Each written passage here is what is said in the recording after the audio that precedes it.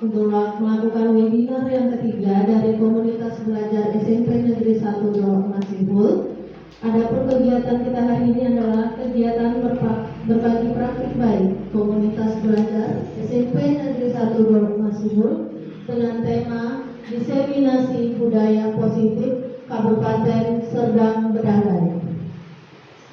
Adapun tertib acara kita mulai dari menyanyikan lagu Indonesia Raya yang akan dipimpin oleh Ibu Suryanti Senakan SPD. Kepada Ibu Suryanti kami persilakan dengan hormat, dan kepada para peserta webinar hari ini kami harap berdiri.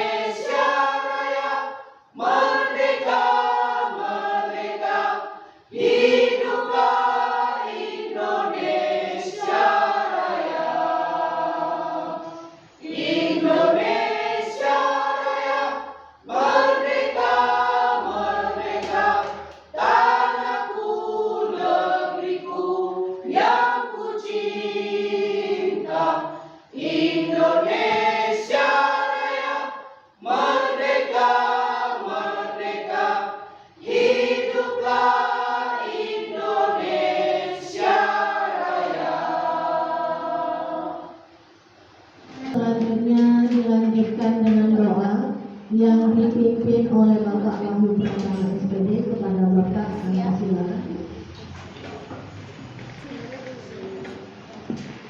Assalamualaikum warahmatullahi wabarakatuh. Izinkanlah saya membawa doa dengan tata cara agama Islam agar agama lain dapat menyesuaikan. Astagfirullahaladzim, Astagfirullahaladzim, Astagfirullahaladzim, Alladzi la ilaha illa wal hayyul qayyum wa atubu ilaih. Wala haula wala quwwata illa billahil aliyyil azim. Bismillahirrahmanirrahim. Alhamdulillahi rabbil alamin. Wassalatu wassalamu ala asrofil anbiya'i wal mursalin wa ala alihi wa ashabihi rasulillahi ajma'in. Ya Allah, ya Tuhan kami, segala puji dan syukur kami panjatkan kehadirat-Mu atas nikmat dan rahmat-Mu, sehingga pada hari ini kami dapat berkumpul di tempat ini guna mengikuti acara kegiatan berbagi praktik baik Open SMP Negeri 1 Dolok Masihul. Ya Allah yang Maha Kuasa, bimbinglah kami, tunjukkanlah kami pada jalan yang lurus, sehingga dalam beribadah, belajar, dan bekerja serta menjalankan berbagai kegiatan senantiasa dalam hidayah dan perlindungan-Mu. Ya Allah yang Maha Agung, pada hari ini kami, keluarga besar SMP Negeri 1 Dolok Masihul, mengadakan acara kegiatan berbagi praktis baik Kombel SMP Negeri 1 Dolok Masihul dengan tema diseminasi budaya positif Kabupaten Serdang Bedagai. Dengan segala kerendahan hati kami memohon kepadamu, ya Allah, semoga ilmu yang didapat selama belajar menjadi ilmu yang barokah, bermanfaat. Ya Allah, mudahkanlah kami di dalam mengemban pekerjaan kami di sekolah ini sehari-hari. Ya Allah, ya Tuhan kami, kabulkanlah doa dan permohonan kami.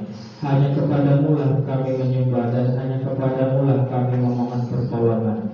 Rabbana atina fid dunya hasanah wa fil akhirati hasanah wa qina azabannar. Walhamdulillahi rabbil alamin. Assalamualaikum warahmatullahi wabarakatuh. Selanjutnya, pembukaan dari Ibu Kepala Sekolah SMP Negeri 1 Dolok Masihul kepada Ibu Rosinta Putra SD-nya, kami persilakan. Terima kasih. Bismillahirrahmanirrahim. Assalamualaikum warahmatullahi wabarakatuh. Selamat siang menjelang sore. Coba semangat ya.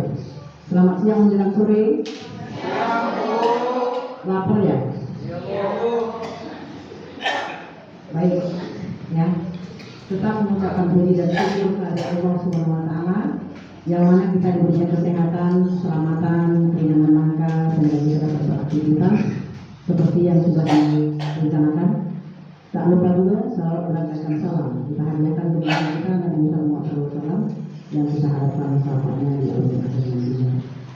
Di sini tadi sudah dimulai sebenarnya, tapi ada permintaan dari saya harapkan kepada Bapak Ibu semuanya, ayo kita selesaikan apa yang menjadi program sama kita.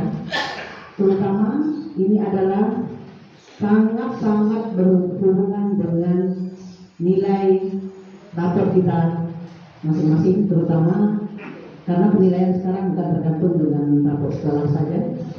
Kemarin saya rapat sudah dikomunikasikan kalau di PMN Bapak Ibu tidak selesai, maka sertifikasi tahap 3 itu bakal terkendala. Jadi ayo sama-sama, terutama yang sudah sertifikasi, kalau memang ada merasa kesulitan atau mungkin ada kendala, di sini ada, ya, guru bergerak kita di sekolah ini ada 3, bahkan 4, mau 5 ya, mau 5. Ayo konsultasikan dulu. Jadi saya harapkan semua dijalankan dengan baik. Hasilnya kita sendiri yang menikmati itu. Saya kan sertifikasi nggak ada yang dibagi ke saya, ya kan? Bagi masing-masing ya kan? Nah, jadi saya harapkan itu aja, biar supaya terus jangan ada rasa bosan-bosan untuk belajar. Jujur aja, saya juga udah tua, ya, udah tua, mungkin gaptek juga.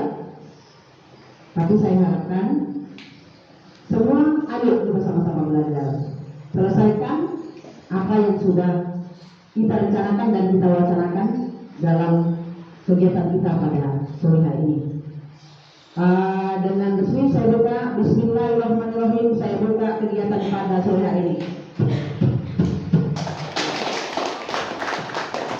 Selesai itu aja. Kalau memang lapar di sendiri, ya, atau minimal Pak Dokter dari rumah. Oke, saya rasa saya akhiri kebetulan kegiatan saya ada lagi. Yang penting semuanya harus tetap semangat, sehat-sehat semuanya. Jangan mentok sampai di situ saja. Berpikirlah mulai sekarang harus terbuka otak itu. Oke? Saya rasa itu aja. Saya akhiri. Wabillahi taufiq wal hidayah. Assalamualaikum warahmatullahi wabarakatuh. Waalaikumsalam warahmatullahi wabarakatuh.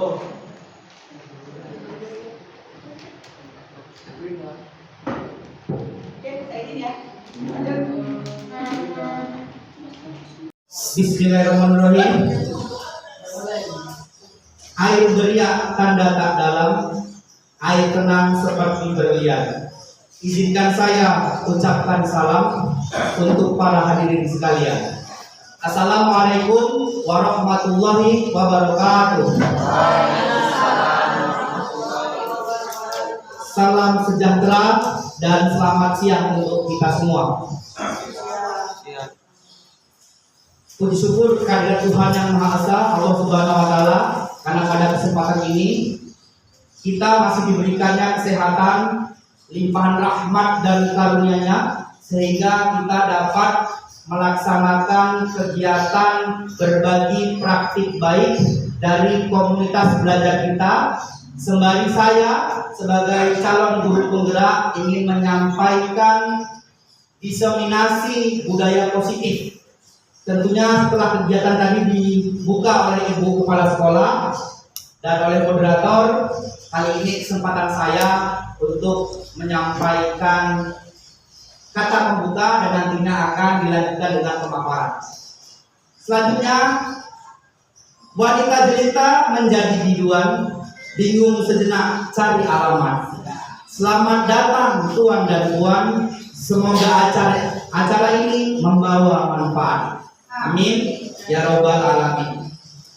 Yang saya hormati Ibu Kepala Sekolah yang telah beranjak tadi dari ruangan ini karena ada keperluan, Ibu Koiriati Pohan selaku Sekretaris Komunitas Belajar SMP 1 Masmur, juga selaku Kepala Perpustakaan di sekolah ini, Bapak Ibu Dewan Guru, staf tata perpustakaan dan tenaga kependidikan yang tidak bisa saya sebutkan satu persatu, saya ucapkan terima kasih banyak telah meluangkan waktunya untuk berhadir di ruangan ini untuk menyelenggarakan berbagi praktik baik. Perkenalkan, nama saya Dimas Pratama, tentunya sebagai calon guru penggerak angkatan 10 SMP Negeri 1 Dolok Masihul, Kabupaten Sendang Bedagai. Di sini saya menjadi pemateri pada mobil kegiatan kita yang ketiga. Sekaligus saya melakukan diseminasi budaya positif. Tapi sebelum kita sama-sama belajar berdiskusi tentang budaya positif, saya ingin mengajak Bapak Ibu guru bermain kuis. Ya, di mana kuisnya ini telah saya share kepada Pak Usman. Izin Pak Usman, tolong di-share ke grup diskusi SMP 1 Dolok Masihul. Tapi sebelum buka link itu Bapak Ibu, mohon dengar penjelasan saya dulu ya. Itu gamenya wall. Bener tuh kosakata saya bahasa Inggris. Wall ya. Wall. Gamenya kuis pendidikan umum, pilihan berganda ya. Nanti di situ ada tanda seperti segitiga, klik aja mulai. Itu waktunya 5 menit, agak lama. Soalnya ada 10. Setelah itu nanti setelah selesai sampai 10 soal, muncul keterangan ada di situ peringkat. Klik peringkatnya, klik nama Bapak Ibu, nanti akan muncul namanya di sini 5 orang terbaik. Itu secara otomatis 5 orang terbaik tersebut nanti akan diberi kekhususan pada kegiatan ini. Apa itu kekhususannya? Tidak saya sebutkan pada kesempatan ini. Ya, ada kekhususannya, ada keistimewaannya. Ya, itu ya Bapak Ibu ya. Jadi mengerti ya. Tentunya yang paling banyak benernya, yang lebih cepat mengerjakannya, mungkin itu yang terpilih pada peringkat 5 terbaik tersebut. Sudah dikirim Pak Usman? Sudah di grup SMP. Silakan, Bapak Ibu sudah lihat linknya? Sudah bisa dimulai Bapak Ibu? Ya, silakan. Kurang lebih 5 menit. Di grup SMP. Di grup SMP. SMP 1. SMP 1. Yes. Ada itu kan yang paling bawah? Iya, klik saja. Mulai. Ya mulai di atas ya. Itu ya mulai. Ya, game quiz ya, pengetahuan umum saja. Tunggu masih cari kalian dulu, yang warna biru mana ya? Iya. Tunggu masih apa itu ya? Nah, masih proses. Pokoknya. Iya. Ini hanya permainan ya, guys, untuk memulai. Iya, langsung. Ini tunggu dua apa? Mulai, boleh nyontek. Padi mulai. Ya mulai Bu, mulai. Jawabannya Pak Dis. Di situ Bu, di sana dipilih. Aku pilih kamu. Ada ulang. Sampai 10 selesai dulu Bu ya. Bisa dari Tergantung jaringan memang ya, tergantung jaringan Bu. Tidak? Bisa berkenan? Jaringannya mulai Bu. Iya. Namanya Puspa Dirata ya. Itu nama channel YouTube saya Pak Dimas Pratama.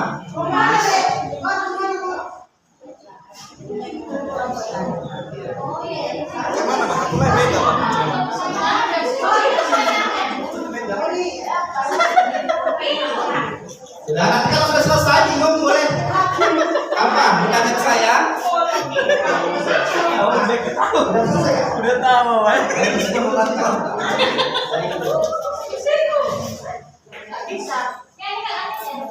Lalu mulai Bu, itu sudah. Ya. Yang atas sudah mulai Bu, itu ya. Sudah ada soalnya? Ya, boleh Bu. Mas Ali? Bisa dia.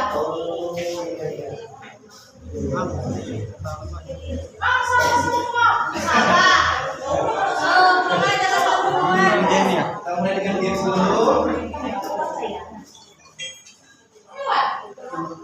Siap. Selesai semua. Terus ini apa? Hah?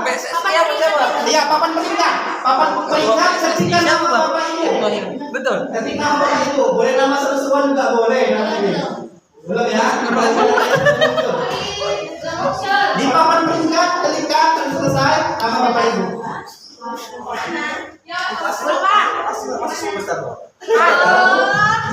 Abang tengok aku betul berapa? Aku salah semua. Sekarang di sini tangan gerak.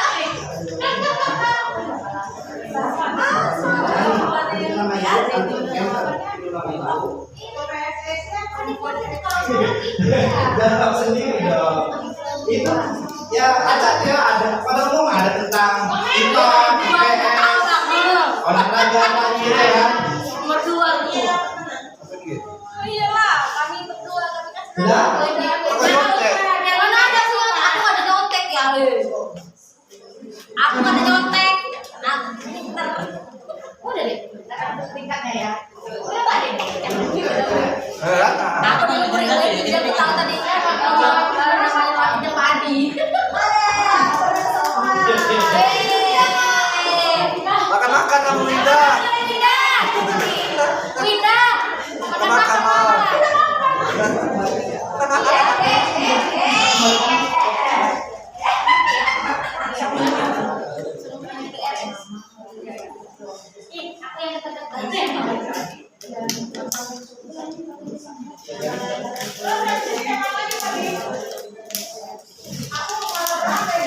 Salah berapa ini? Ada di sini. Padahal kalian Pak, udah mau voucher makan gratis ya kan? Sudah Bu. Dan muncul. Gimana belum? Satu, voucher makan gratis di Sakina itu kan Bu. Satu lagi Rio. Sama semua. Hendri, siapa? Jangan kasih tahu, nggak boleh nyontek loh. Makanya rajin nengok apa timnas Garuda. Timnas ini. Dan baca kamu. Makanya rajin nengok bola ibu. Bukan. Timnas Garuda ibu nengokin. Kan Dendro kan? Kamu tetap berapa? Bener satu.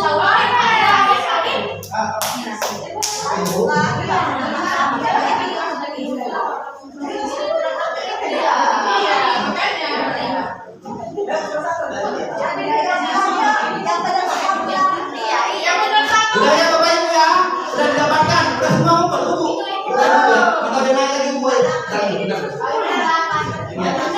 Apa? Papan peringkat apa tadi?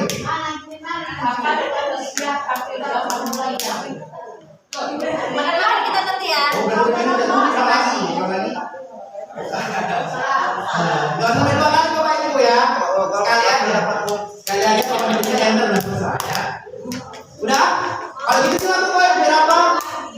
objektif langsung foto deh gue ini gue ya sudah apa nggak Bapak Ibu? Ini tuh nggak ada. Nggak beda tutup ya? Oh ya, saya katakan selesai nih ya, yang ketiga ya. 1, 2, 3, selesai. Boleh difoto kirim ke grup. Ya. Enggak, yang dapat keringkan aja ya apa?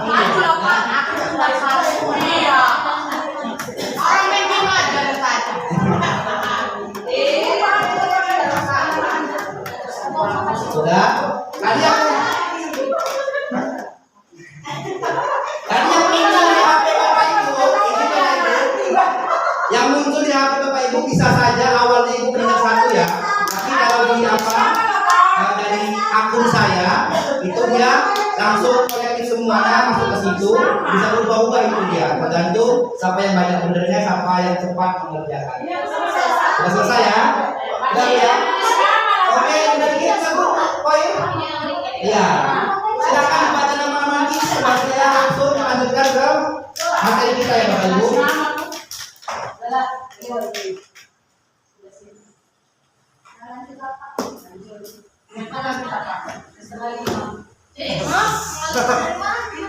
Sudah baik? Sudah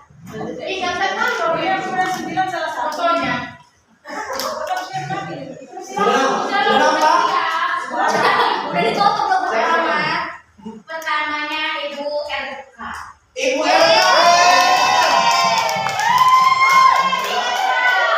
Ibu MRE. Ketika Bu Nurmoruna.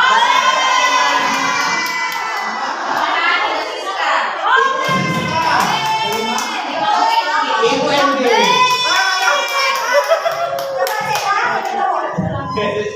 Selamat ya ya. Sudah ya. Nah, saya akan nyatakan keputusannya. Apa keputusan dari masuk 5 terbaik tadi, yaitu nanti boleh langsung mengajukan pertanyaan. Ya. Ya, boleh langsung nanti mengajukan pertanyaan. Saya sebutin nama-namanya. Karena diseminasi saya ini sifatnya adalah diskusi. Saya berdiri di sini berbagi praktik baik itu ingin cek dan evaluasi diri saya dan pemaparan saya. Bukan berarti yang saya sampaikan ini mutlak kebenaran. Bisa saja ada salahnya. Maka sifatnya diskusi. Saya backgroundnya kursi itu santai kita ngobrolnya. Mudah-mudahan kita semua dapat mencerna dengan baik dan memberikan masukan untuk diri kita masing-masing sehingga berbagi praktik baik ini tidak hanya bermanfaat untuk saya, bukan hanya atas kepentingan saya, tapi juga untuk membuka wawasan kita dan ulang kaji. Karena sebelumnya UNG, UJN, Winda, Koir itu sudah melakukan hal ini sebagai guru penggerak, gak ada cirinya. Saya masih ada cirinya. Tapi begitu pun beda orang mungkin beda penyampaian, beda kepala mungkin beda pemahaman, kan seperti itu. Maka dari itu saya kembali membawa tema ini dan memang sudah menjadi tugas saya sebagai CDB untuk menyampaikan ini karena dalam program guru penggerak ada yang namanya budaya positif yang harus disampaikan kepada rekan-rekan guru. Saya pikir kita semua tidak akan bosan ketika kita memang memahami apa itu makna dari belajar. Ya, karena kalau saya mengutip filosofi daripada film Kerasakti, ya, si gurunya itu Tong Santong sering menyampaikan kepada murid-muridnya, ya, isi itu adalah kosong, kan? Kosong itu adalah isi. Itu hanyalah ungkapan yang memiliki majas, di mana kalau kita, saya yakin kita semua berisi, kita memiliki ilmu, kita memiliki pengalaman, kita memiliki cakapan dalam hal dunia pendidikan. Tapi biasanya orang berisi itu akan selalu merasa kosong untuk mengisikan ruang pada kemampuannya mengisi hal-hal baru dengan mengupdate atau mengupgrade hal-hal baru terkait tentunya dengan dunia pendidikan. Seperti itu. Karena sifat ilmu itu dia adalah fluktuatif sesuai dengan zamannya seperti itu. Maka tidak ada salah juga saya mengutip itu. Kosong adalah isi adalah kosong. Mari Bapak Ibu kita kosongkan kembali ruang-ruang yang mungkin bisa kita isi kembali dengan hal-hal yang baik pada pemaparan kali ini. Dan tentunya saran nanti diskusi dari Bapak Ibu akan saya terima dan saya jadikan referensi jikalau memang ada kekeliruan yang sangat fatal dari saya, ini menjadi bekal saya untuk melangkah ke depan. Saya lanjut ya, budaya positif Bapak Ibu ya untuk temanya. Kemudian pada kegiatan saya di pendidikan guru penggerak itu sangat merujuk pada filosofi Ki Hajar Dewantara sebagai pahlawan pendidikan nasional ya. Salah satunya mungkin yang juga diperingati hari pendidikannya, hari lahirnya 2 Mei, benar ya. Jadi Ki Hajar Dewantara itu memiliki filosofi tentang salah satunya budaya positif, di mana menerapkan budaya positif di sekolah maka akan mempermudah dalam tercapainya tujuan pendidikan nasional sesuai dengan filosofi Ki Hajar Dewantara, yaitu pendidikan yang berpihak pada murid dan bersifat menuntun tumbuh atau hidupnya kekuatan kodrat yang ada pada murid. Bahkan lebih ekstrim dari kata-katanya kadang menghamba, ya. Menghamba itu tentunya pemahamannya berbeda dengan kalau ditujukan kepada Tuhan ya. Tidaklah seperti kita menghamba kepada Tuhan, namun menghamba itu kita berpihak, kita memikirkan kepentingan anak, kita memikirkan tumbuh kembang anak sesuai dengan kodratnya. Kemudian ada nilai dan peran guru penggerak, ada visi guru penggerak yang tentunya ini menjadi cikal bakal saya untuk melangkah ke depannya, dan juga harus nanti berkolaborasi dengan kepala sekolah juga Bapak Ibu sekalian. Saya lanjut. Nah, konsep inti budaya positif, ya, judul besarnya budaya positif, di mana konsep intinya ada perubahan paradigma belajar, disiplin positif, nilai-nilai kebajikan universal, kebutuhan dasar manusia, motivasi perilaku manusia, posisi kontrol guru, keyakinan kelas, dan segitiga restitusi. Pembelajaran dengan paradigma baru, ya, bersumber dari tentunya beberapa artikel yang dikirim dari Kemdikbud mengenai pembelajaran dengan paradigma berdasarkan prinsip pembelajaran berdiferensiasi, sehingga para peserta didik belajar sesuai kebutuhannya berdasarkan tahap perkembangan sesuai teori psikologi modern untuk mewujudkan profil pelajar Pancasila. Mungkin kalau kita searching di internet, YouTube, yang terbaru itu memang berdiferensiasi itu menimbulkan banyak debatable, perdebatan. Itu saya pikir menjadi salah satu ciri orang yang belajar. Karena di dalam perdebatan atau diskusi itu muncullah nanti mungkin alternatif baru. Banyak memang yang beda penerapannya, tapi cara pandangnya itu adalah di mana dia mementingkan kebutuhan peserta ini sesuai dengan kodrat ya. Jadi pada webinar kita yang online lalu itu Bu Winda dan Ibu Junika sebagai pemateri menyampaikan pendidikan yang memerdekakan itu adalah pendidikan yang berpihak pada murid, di mana menuntun kembang tumbuhnya potensi anak sekodratnya. Artinya anak kita itu kan macam ragam latar belakangnya. Kemudian kita juga mengetahui banyak kecerdasan, multiple intelijensi, ya. Ada yang sangat menguasai bidang akademik, ya, yang tertuang pada pelajaran intrakurikuler, ya, seperti matematika, bahasa Indonesia, bahasa Inggris, itu kan yang tertuang dalam intrakurikuler. Kemudian di kurikulum Merdeka kan ini ada namanya co-kurikuler, yaitu pendidikan B5, ya. Itulah yang untuk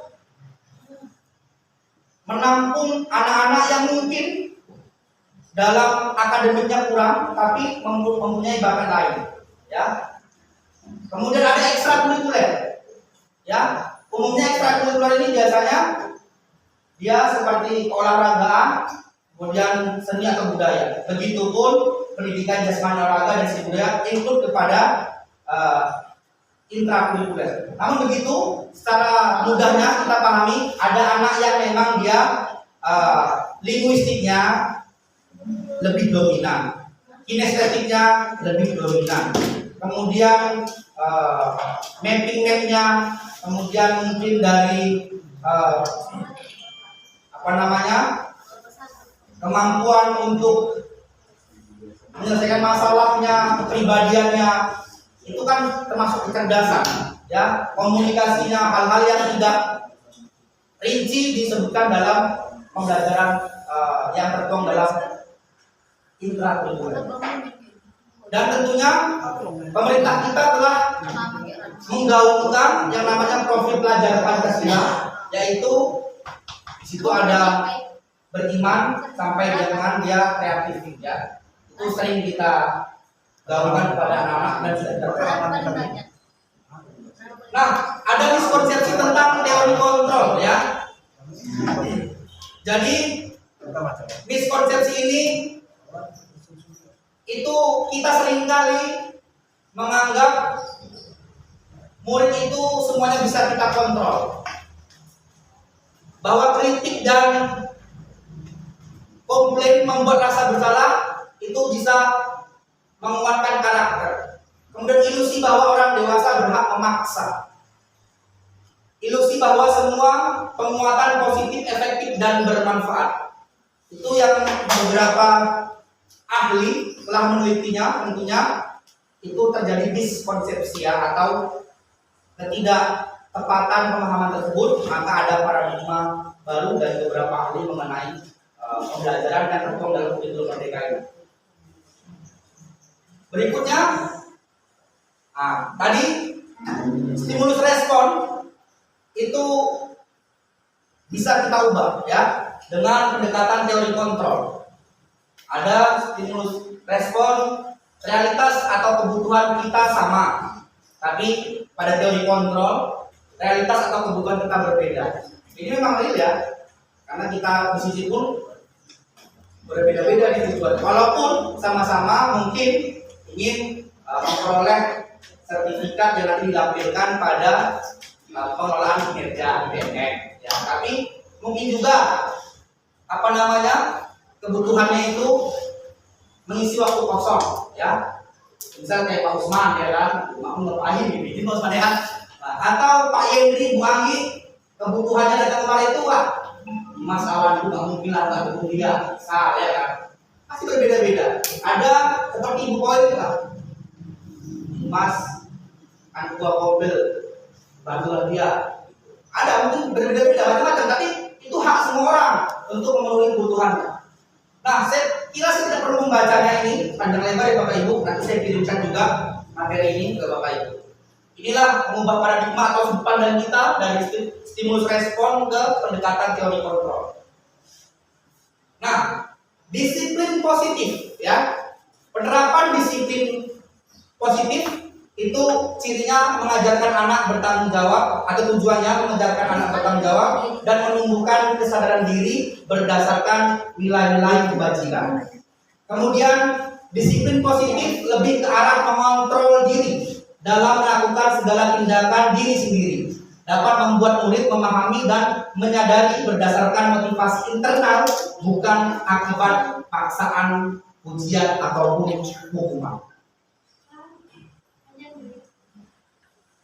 Saya coba searching, ya, dari laman Direktorat SMP, sumbernya jelas di bawah melalui https://smp.kemdikbud.go.id penerapan disiplin positif di satuan pendidikan.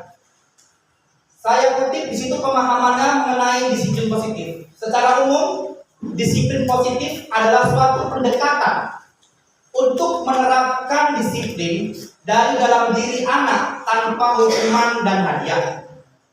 Pendekatan disiplin positif menitik beratkan pendekatan yang positif tanpa kekerasan, memotivasi, merefleksi kesalahan, menghargai, membangun logika, dan bersifat jangka panjang. Sebelum saya lanjutkan, boleh kita berdiskusi Bapak Ibu, kira-kira sama nggak disiplin positif ini sama dengan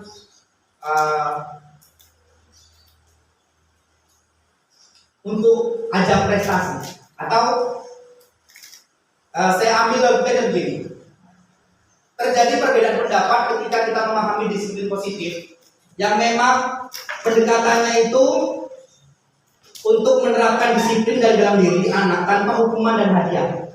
Jadi beberapa praktisi pendidikan mengartikan peringkat itu tidak harus dalam hal belajar mengajar ataupun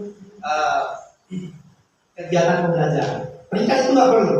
Juara kelas itu malah mengakibatkan momok, mengakibatkan anak itu tidak natural dalam menggali potensinya untuk mencapai prestasi. Boleh Bapak Ibu menyampaikan pendapatnya mengenai ini? Apakah sama disiplin positif dengan halnya cara meraih prestasi? Atau budaya positif dengan budaya prestasi? Sama nggak itu kira-kira? Ada yang berpendapat boleh? Silakan. Kita bebas ada berdiskusi ya. Saya merasa kayaknya belum pengalaman saya bukan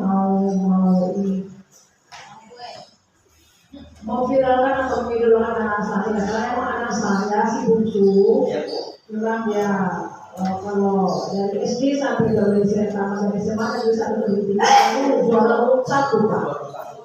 Dan memang dia kalau melalui jalur undangan pun dia bisa dapatkan masuk universitas tersebut.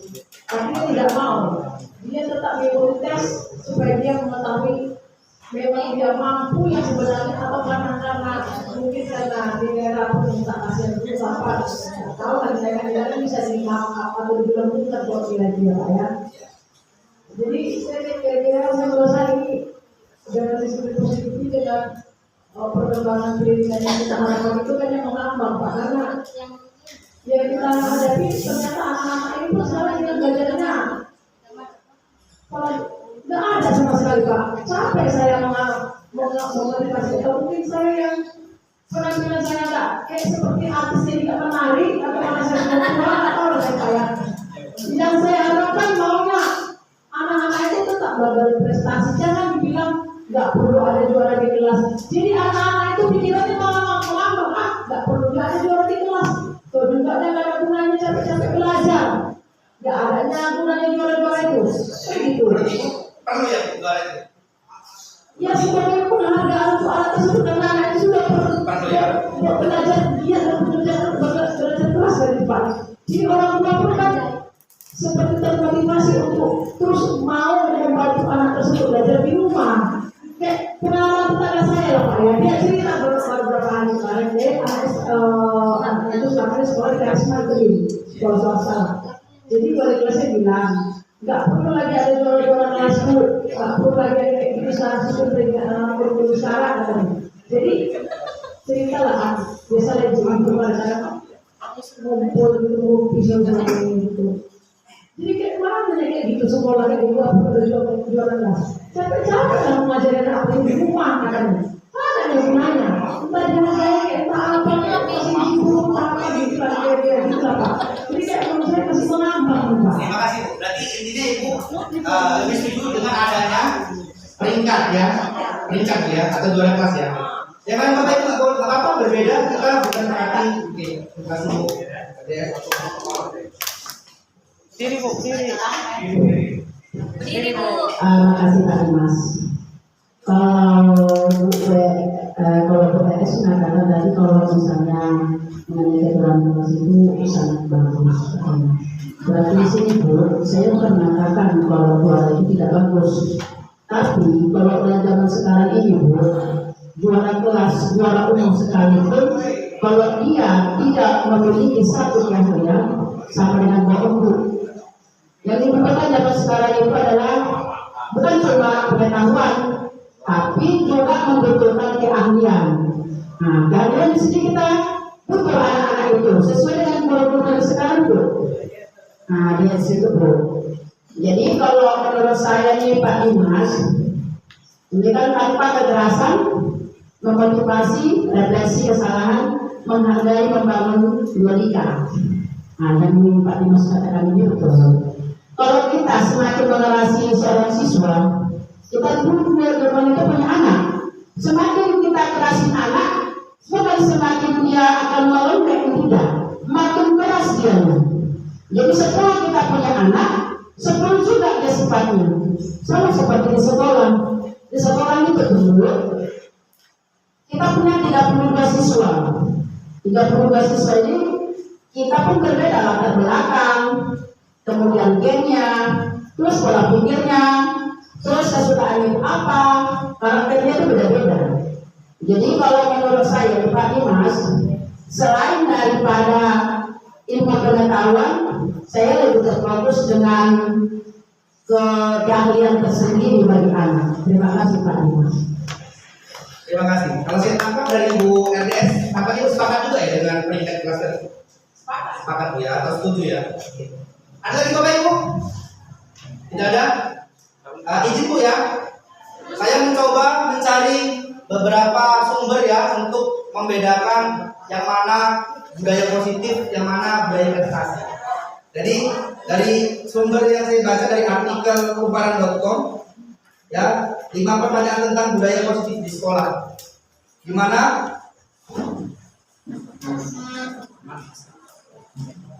budaya positif ini yang saya baca itu mencakup nilai-nilai seperti saling menghargai, tanggung jawab, kerjasama, dan keterlibatan aktif.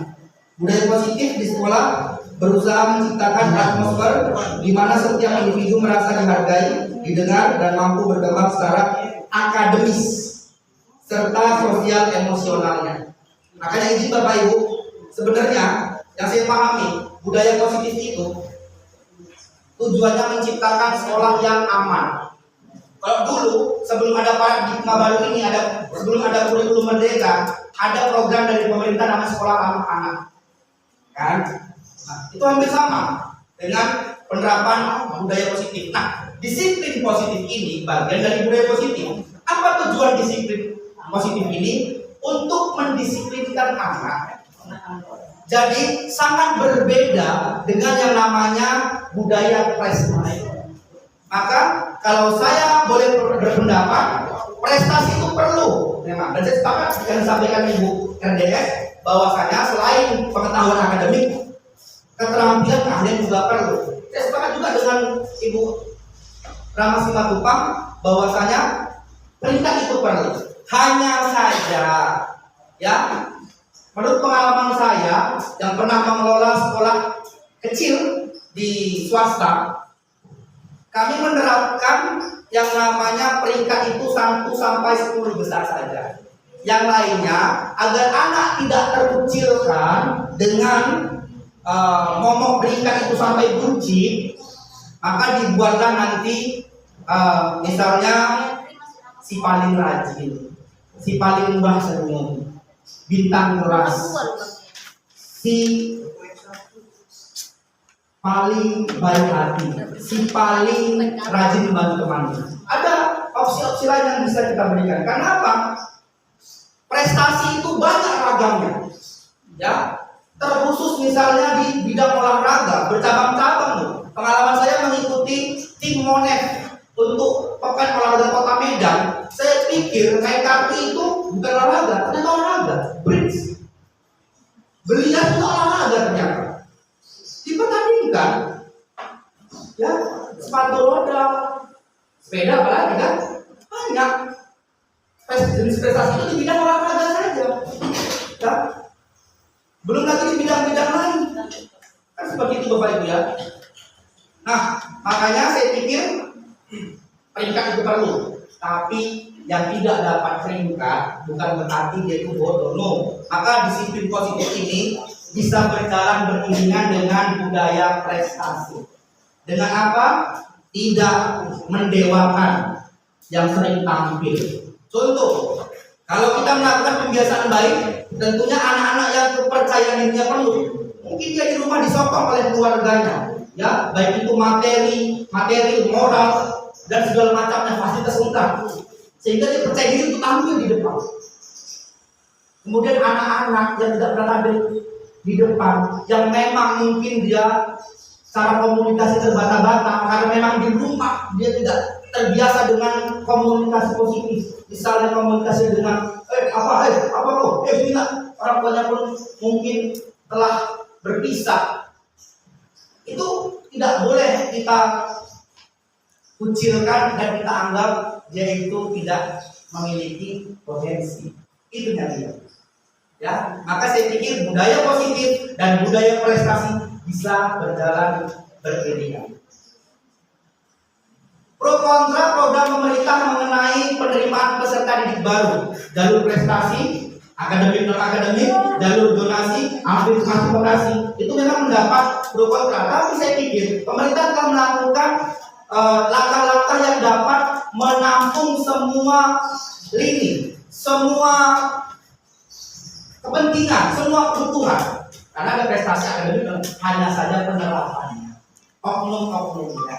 Nah itu benar nggak pelaksanaannya? Itu saja. Sistem itu mau sebaik apapun, kalau oknumnya, kalau pelaksana sistem tersebut tidak objektif, tidak jujur, tidak berintegritas, pasti tetap saja.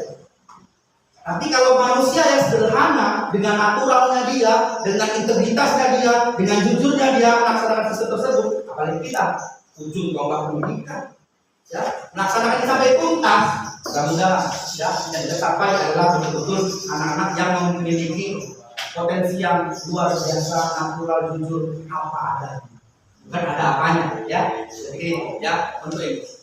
Lebih dari itu saya mohon maaf kalau ada perbedaan ya. Itulah ilmu ya, ada perbedaan pendapat. Selanjutnya Bapak Ibu. Oke, Bapak Ibu, kita lanjut ke berikutnya.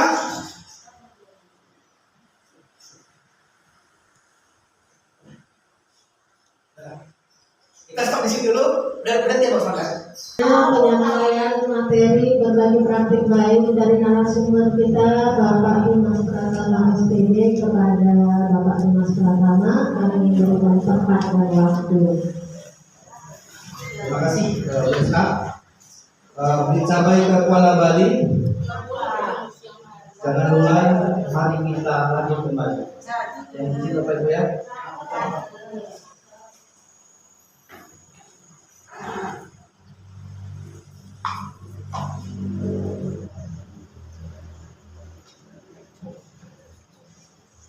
Oke, izin Bapak Ibu, nilai-nilai kebajikan universal. Setelah tadi kita membahas mengenai disiplin positif, di mana itu salah satu bagian dari budaya positif yang kita kaitkan dengan budaya prestasi yang memang belum santer diperbincangkan banyak orang, antara beda dengan budaya positif dengan budaya prestasi. Budaya prestasi ini pun saya sebutkan sendiri karena di beberapa kota itu ada menggalakkan semacam program untuk mencapai suatu prestasi.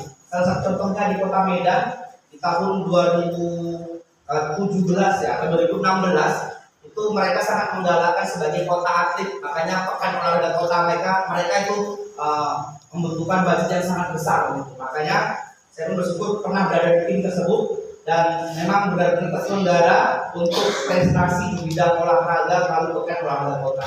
Jadi saya pikir pengalaman saya yang tak seberapa itu bisa dikaitkan dengan namanya budaya positif. Tentu berbeda ya. Budaya positif itu kaitannya kepada ketentraman, ketenangan, kemudian kenyamanan sekolah anak-anak kita, sehingga anak-anak kita dan kita para guru dapat melakukan proses belajar mengajar dengan nyaman, tenang, dan meraih hasil yang maksimal sesuai dengan apa yang kita cita-citakan. Nah, ada pun nilai-nilai kebajikan universal yang termasuk daripada bagian dari budaya positif. Ada nilai-nilai kebajikan sebagai sifat manusia yang merupakan tujuan mulia yang ingin dicapai setiap individu. Nilai yang disepakati bersama lintas bahasa, suku, bangsa, agama maupun latar belakang. Contohnya apa itu? Yaitu di profil pelajar Pancasila. Di mana lagi?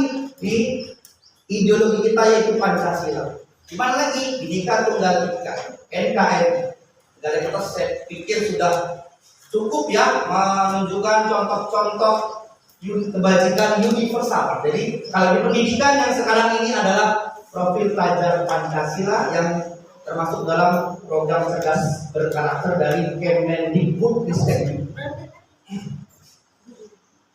Nah, adapun selanjutnya kebutuhan dasar manusia. Kebutuhan dasar manusia adalah segala sesuatu yang kita lakukan untuk mendapatkan apa yang kita inginkan. Seluruh tindakan yang kita lakukan memiliki tujuan tertentu dan semua usaha terbaik yang kita lakukan adalah dalam rangka agar kebutuhan dasar kita terpenuhi dengan baik.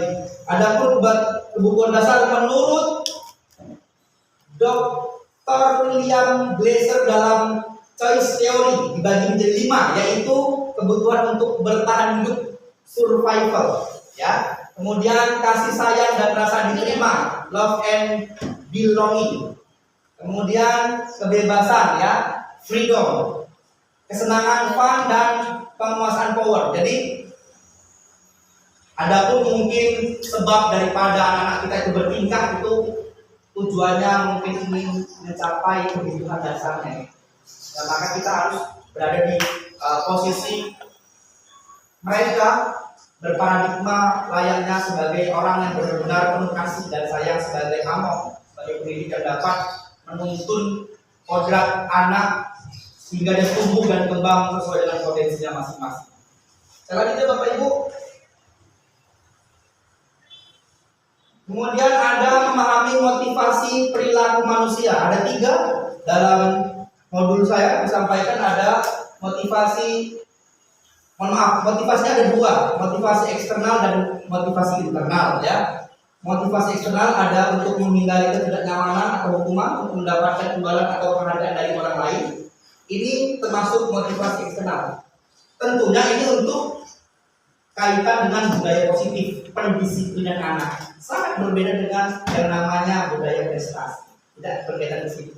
Nah, kemudian untuk menjadi orang yang mereka inginkan dan menghargai diri sendiri dengan nilai-nilai yang mereka percaya, itu motivasi internal. Kesimpulan saya adalah sebaiknya hindari hukuman dan pemberian penghargaan berlebihan agar mengurangi motivasi eksternal dalam hal mendisiplinkan murid, dalam hal manajemen kelas, dalam hal pengelolaan pembelajaran. Bagaimana dengan manajemen prestasi? Tentunya berbeda.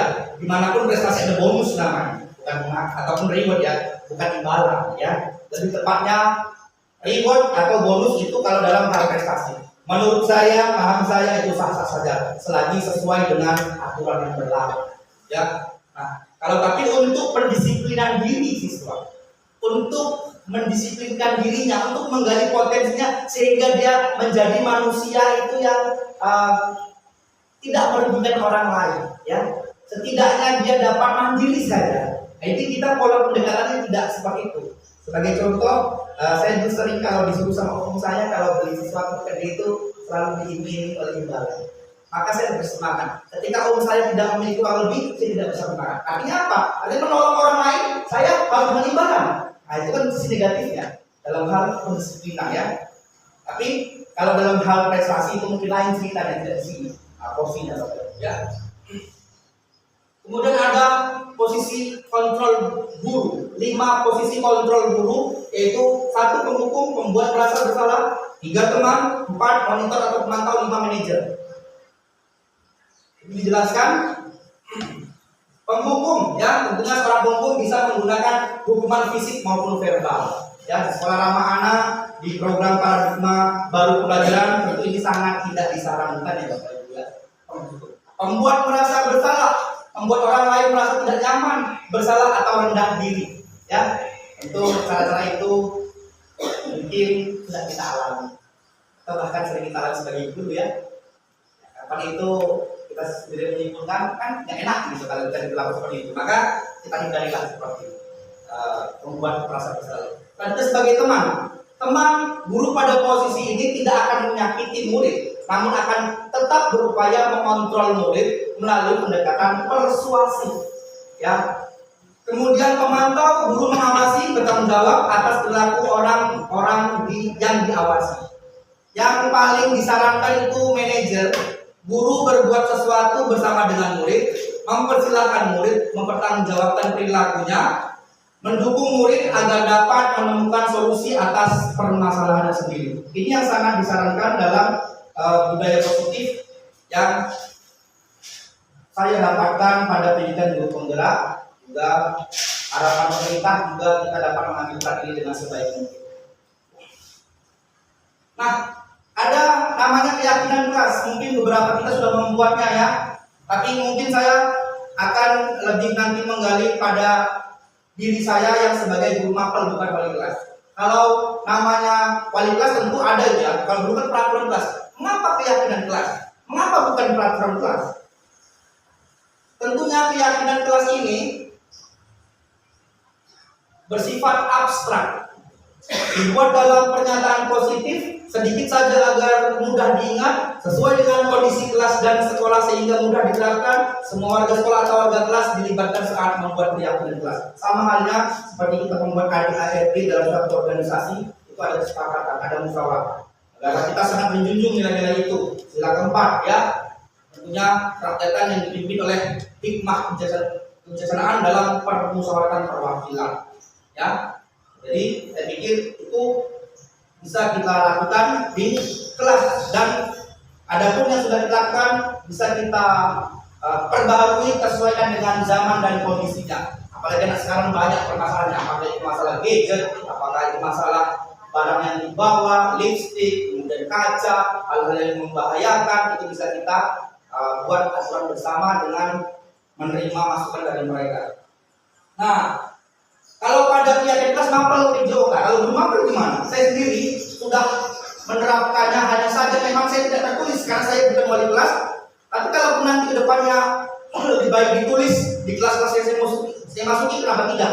Saya siap untuk melakukannya. Hanya saja di sini yang saya lakukan itu membuat keyakinan kelas pada saat mapel PJOK.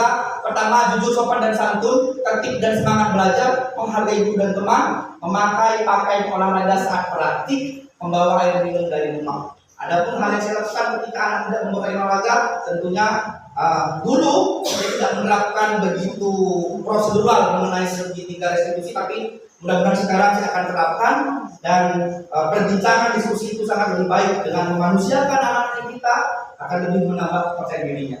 Saya pikir ya, dari keyakinan kelas pada bidang saya yaitu mapel PJOK. Nah, sekarang segitiga restitusi ini yang sangat dianjurkan untuk penerapan budaya positif pada penyelesaian masalah. Ya, biasanya anak-anak yang tidak disiplin tentunya ada tahap-tahapan, ya, di mana segitiga restitusi ini adalah suatu proses dialog yang dijalankan oleh guru agar dapat menghasilkan murid yang mandiri dan bertanggung jawab. Di mana validasi ini ada 3 tahapan. Yang pertama, menstabilkan identitas. Yang kedua, validasi tindakan yang salah. Dan yang ketiga, menanyakan keyakinan. Menstabilkan identitas itu berdasarkan prinsip membuat kesalahan adalah bagian dari proses pembelajaran. Makanya sesalah apapun anak kita, tentunya ini ada beberapa redaksi, ada beberapa pernyataan yang bisa dipakai, atau dengan bahasa kita. Itu bahasa mungkin bahasa yang sebagai contoh yang formalnya, tapi ada kalanya kita akan menggunakan bahasa yang sesuai dengan daerahnya, tapi tetap mengedepankan nilai-nilai kesatuan dalam berbicara. Ya, menstabilkan identitas tentunya itu memaklumi, awalnya itu memaklumi kesalahan yang dia lakukan. Ya, kita stabilkan identitas kita, nggak langsung kita justifikasi, nggak langsung kita sudutkan, nggak langsung kita jatuhkan mentalnya, karena itu berdampak pada psikologis anak gitu. Ya, tentunya kita stabilkan dulu. Itu langkah yang pertama. Yang kedua, validasi tindakan yang salah. Ya, berdasarkan prinsip setiap perilaku berupaya memenuhi suatu kebutuhan tertentu. Seperti saya sampaikan sebelum tadi, ada 5 kebutuhan dasar manusia. Ya, kenapa dia mencuri misalnya, atau mengambil makanan temannya? Misalnya dia lapar. Kita nggak tahu kan? Nah, sebagai contoh misalnya, kamu pasti punya alasan mengapa melakukan begitu. Ini salah satu kalimat dalam validasi tindakan. Padahal kamu bisa melakukan yang lebih buruk dari ini ya. Kamu bangga karena telah melindungi suatu yang penting buatmu. Ini misalnya dia berkelahi dengan temannya, kan? Dia melindungi haknya misalnya. Kita perlu memang betul-betul menganalisis, mendengarkan semua pihak dan menyelesaikan masalah secara runtun dengan tuntas dan selesai sampai ke akar-akarnya. Ini yang disarankan. Validasi tindakan salah artinya mencari akar permasalahan yang sebenar-benar dan sesungguh-sungguhnya dari sumber yang terpercaya dan memang valid dia, tanpa menyudutkan anak-anak kita tentunya, Bapak Ibu. Terakhir, menanyakan keyakinan berdasarkan prinsip teori kontrol bahwa pada dasarnya kita termotivasi secara intrinsik, ya. Dalam diri kita itu pasti ada motivasi yang mengakibatkan kita itu berlaku sesuatu hal. Makanya kalau kita sudah membuat keyakinan kelas, kalau kita sudah membuat keyakinan kelas mapel kita tinggal tanyakan saja apa keyakinan kelas kita, dan nilai-nilai apa saja yang kita sepakati bersama. Kita ajak dia merenung, merefleksi dirinya dengan tidak menghakimi, karena tentunya posisi kita sebagai pendidik bukan sebagai hakim yang dapat memutuskan orang bersalah atau tidak. Ya, ini di sini kita menuntun, kemudian mengarahkan, mendidik menjadi teladan dan mengembang tumbuhkan potensi anak sesuai programnya. Ini contoh penerapan segitiga restitusi saya. Pertama dengan beberapa orang di kelas 7D, yang kedua dengan Keisha yang tidak memakai olahraga di kelas 7A. Saya sudah terapkan itu dan sudah saya unggah di channel YouTube saya, di akun belajar ID saya, Pak Dimas Pratama ya. Kalau yang di akun belajar ID itu tertahu juga dengan akun channel itu biasa saya pakai. Ya, saya sudah upload di situ. Tapi begitu pun ada kekurangan, saya siap dikoreksi, saya siap untuk memperbaiki kalau memang diharuskan untuk memperbaiki. Inilah yang dapat saya tampilkan Bapak Ibu dari apa yang saya paparkan, dan saya menyampaikan kata penutup saya. Dalam penerapan program budaya positif, hendaknya guru memiliki standar kepribadian, profesional dan sosial yang baik, di mana guru mampu merefleksi dirinya dalam posisi kontrol saat ini. Bagaimana perjalanan dirinya sebagai among atau manajer yang menuntun murid-muridnya menjadi insan yang mandiri, merdeka dan bertanggung jawab. Itulah penutup dari saya. Kiranya nanti ada pertanyaan diskusi, kita bisa buka sesi diskusi. Kalaupun cukup kiranya kita sampaikan sini, kita tutup. Sekian dari saya. Cuci tangan sampai bersih. Cukup sekian dan terima kasih. Ya, kalau ada jarum kesehatan jangan simpan dalam celana, nanti bisa sakit. Kalau ada kata yang salah jangan sampaikan kemana-mana. Kemudian dari pantun rekan kita yang telah menjadi kepala sekolah, ya, kalau ada jarum yang patah jangan simpan sampai berkarat. Kalau ada kata yang salah jangan dibawa sampai ke akhirat. Ya.